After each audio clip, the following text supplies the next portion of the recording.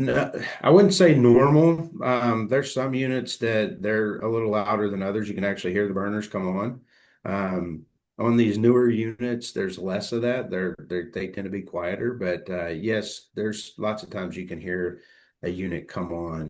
Um, you don't want a loud boom. If you're getting that loud boom, then you're getting gas before ignition, and so that's something that you would need a service tech.